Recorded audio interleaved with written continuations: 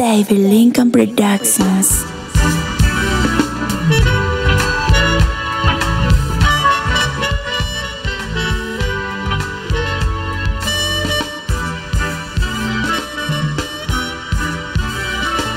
Information contained in this video is for educational purposes only. Everybody's financial situation is different, so some strategies covered in this video may not be appropriate for you. Trading in leverage products is risky and should only make up a small part of an overall investment strategy. To become a better trader, you need to take personal responsibility for any trading losses. Views of people being interviewed are not necessarily endorsed by this channel. We try to present many opposing views and let you decide. David is not a licensed financial advisor and is not trying to sell you anything. So sit back, relax, and enjoy the show.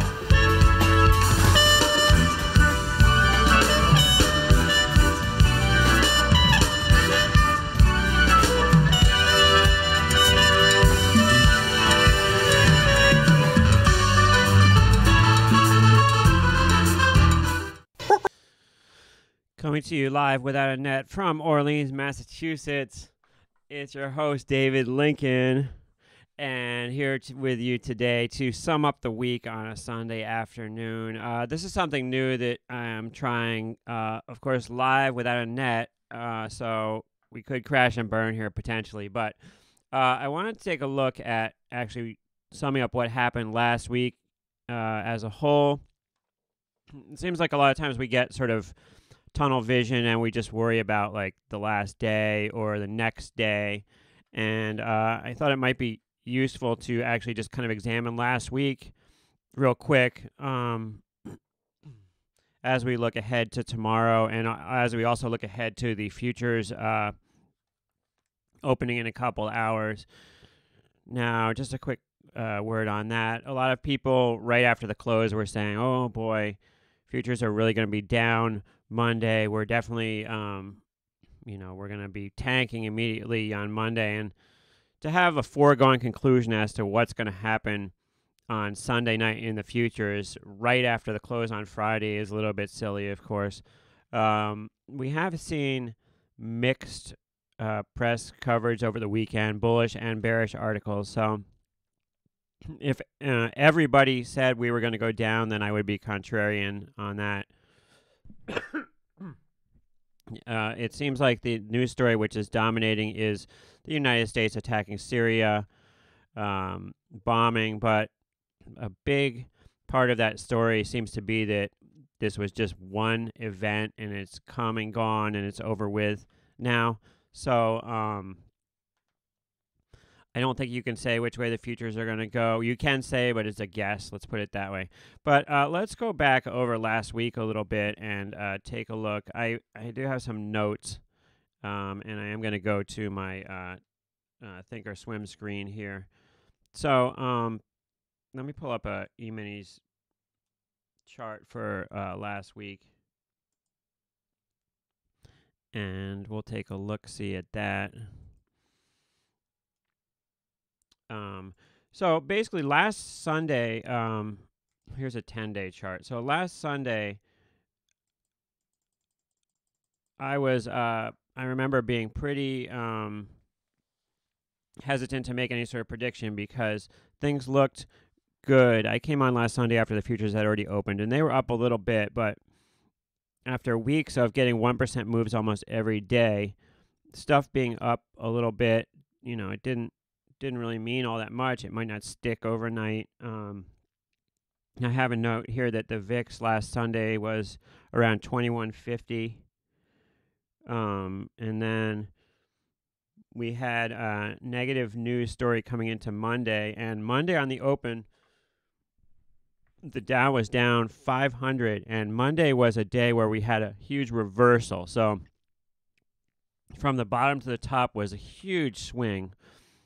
In all the major indices actually, and that was a couple weeks before we had just down days. We had, I think it was like 15 out of 16 sessions down, and then coming into the week before last, we had kind of mix.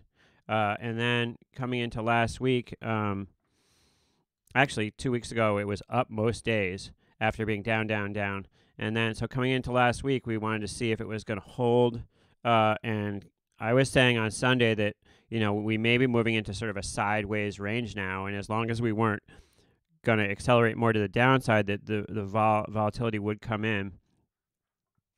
Indeed, as you look at the chart for the last few days, you can see we did end up being up most days last week. So Monday was a big reversal day. And where it started out looking really bad, but by the end of the day, stuff was up, which was amazing. Actually, I don't remember it completely. Let's look this up real quick. So Monday was the 16th. I'm sorry, Monday was not tomorrow's the 16th.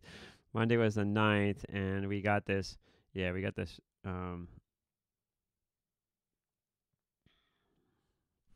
Looks like sell-off and rally action.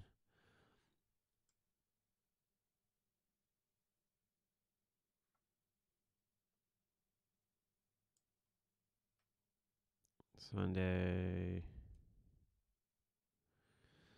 So sell off and then rally into Tuesday. And so that was a big turnaround. Tuesday, we pretty much stayed the same. And Tuesday was noticeable in that volatility, even with us up like 30 in the E-minis, it was a day where with indices up, vol just wasn't coming in. It was pretty stubborn. And we saw like with everything opening up, we saw volatility in like 40 cents, 30 cents. And it was very, very stubborn. And I believe Tuesday on the close, things kind of sold off a little bit, and we ended up actually with the VIX up like 20 cents or something like that. Wednesday, if I can learn to move my chart over here. Yeah, Wednesday. So Wednesday we had a rally in the morning once again, and VIX around 20 that day. Let's go to a VIX chart here.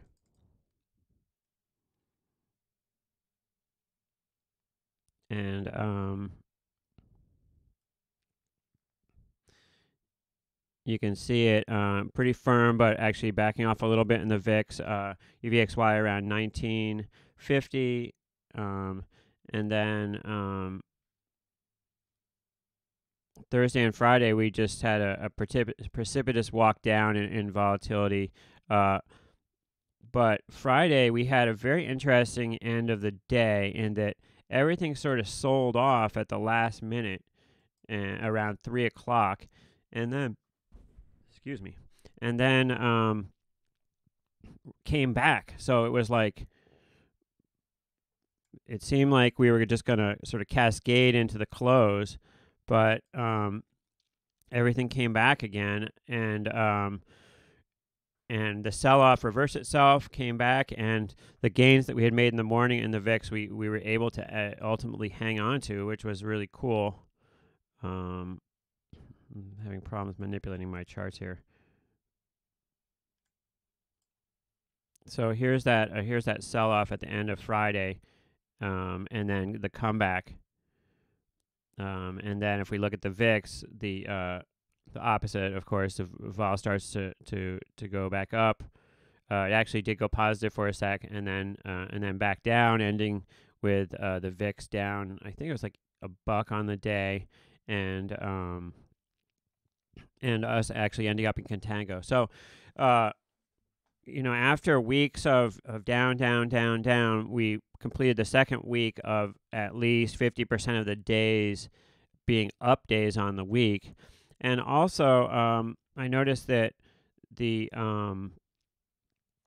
realized vol or the size of the moves up and down started kind of narrowing last week. Like we didn't have as many like 1% moves. We had a couple of days where we kind of just sat, and things things you could feel it actually calming down. I did notice that we when we came out of backwardation and we got that chart of different periods where we were in backwardation. Let me go back to that chart again because I'm still interested in this one. I'm going to pull it up here for you.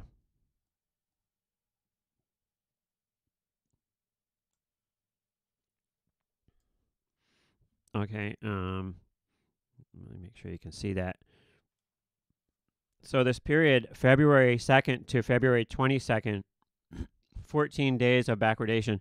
Okay, the average backwardation is real high. It's 10.8%. So that really did some damage as far as moving UVXY up and the other TVIX and these other ETFs.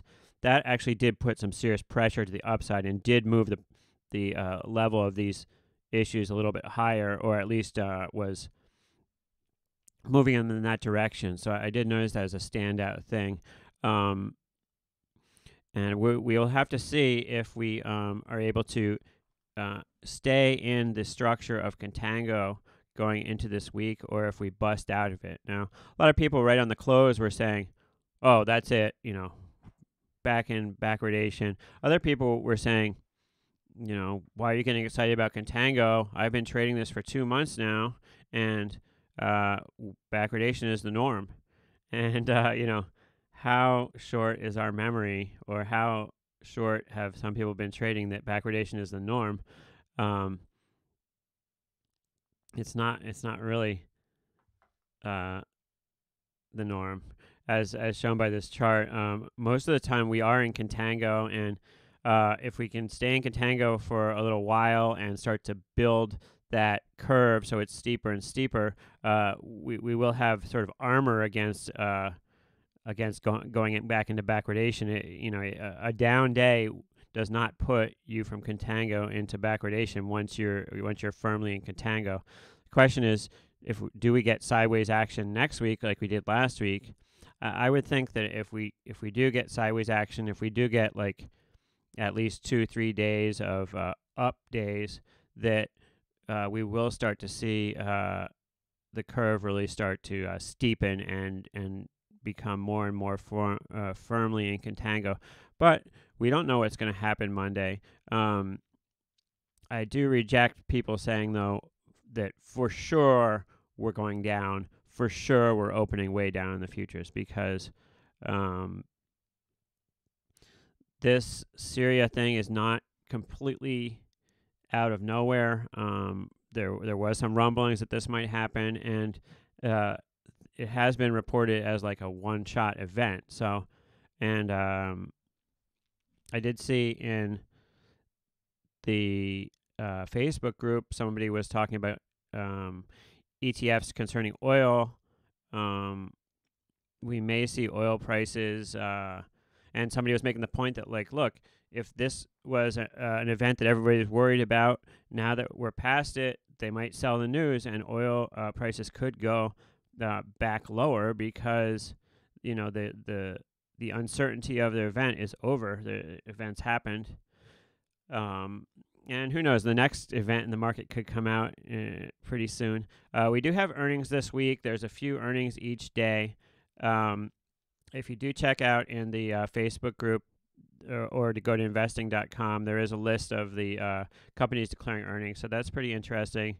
Overall, it doesn't look like a real busy week next week. So I think we have a real shot at normalizing here. Going out on the street and just talking to normal investors, people seem to be optimistic about the market and seem to be comfortable with, buying it again here. It's funny how people want to buy the market when it's high and they don't want to buy it when it's low. It's kind of the opposite of what you're supposed to do. But anyway, so it was a mixed week last week. And I'm going to try to get a little more organized with my weekly summaries. I'm thinking maybe I will take a little clip out of each video I made during the week and kind of make a montage putting them all together. I looked at them all, but it didn't really lend itself to doing that this time. If I do get more of a structure to my videos, then I can like take one little clip out each time and put that in. Interesting week for me next week because I am going away. But midweek I'll be leaving. But I do have some surprises lined up for you if you're following this channel.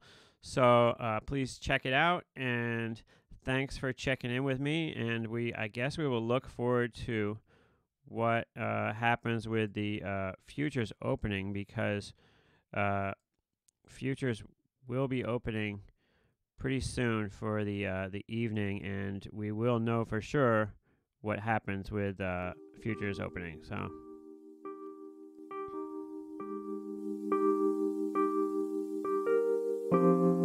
that's coming up in a couple hours. Thanks for watching, and I'll see you during the week.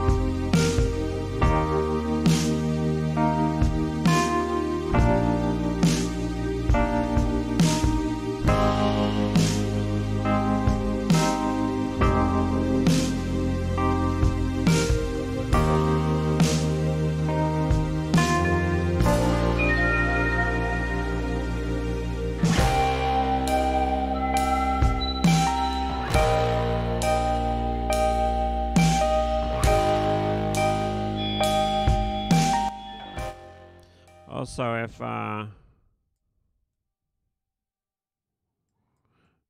haven't lost you yet, check out this Balance of Trade article on Seeking Alpha. Kind of discusses like volatility getting crushed in the treasuries and elsewhere, and the possibility that volatility also gets crushed in the equities. So there's some indicators out there that kind of support vol getting crushed next week. Once again, we'll just have to wait and see. So that's what we'll do. Just a couple hours till the futures open.